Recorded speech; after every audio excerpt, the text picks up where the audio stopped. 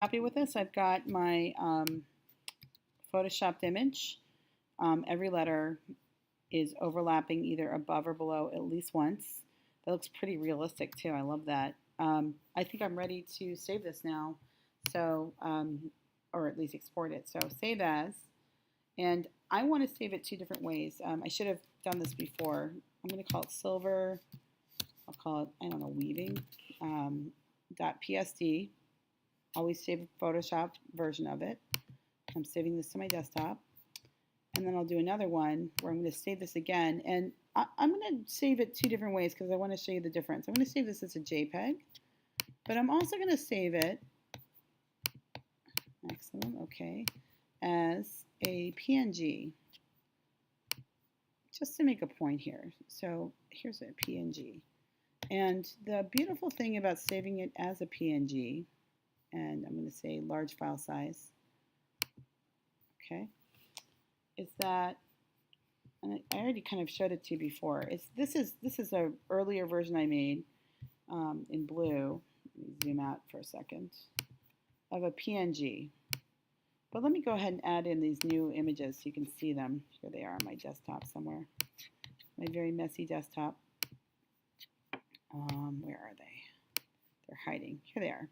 Okay, so I've got my JPEG and my PNG. So I'm going to drag my JPEG over here, and I'm going to grab my PNG over. And on the surface, they look the same, don't they? You know, one looks a little smaller for some reason. That's interesting. But I think this is my JPEG. You see when I put my JPEG there, it covers up what's underneath it. Whereas this PNG, look at that. I can layer stuff, and it interacts with the things around it. So, you know, depending on what you're doing graphically, if you don't want to have that square, in this case, I don't really see any reason why I want a white square around my image. Maybe you do. Depends on you know, your intent. But if you want to have that ability for it to interact with other images like that, save it as a PNG. Going back to Photoshop for a second, let me see if I open up the PNG, open recent, or open. If I open up the PNG, I'm curious. PNG, there it is. Oh, this is a different one, but I'll just open that one up anyway. Okay, so that's one I made with a little background. And if I go to my layers, so my layers are gone still. So just like the JPEG, it does compress everything, but I still have a transparent background, which is awesome. So keep that in mind. So this is another way to save your files when you're all done with them. And I'll have a folder in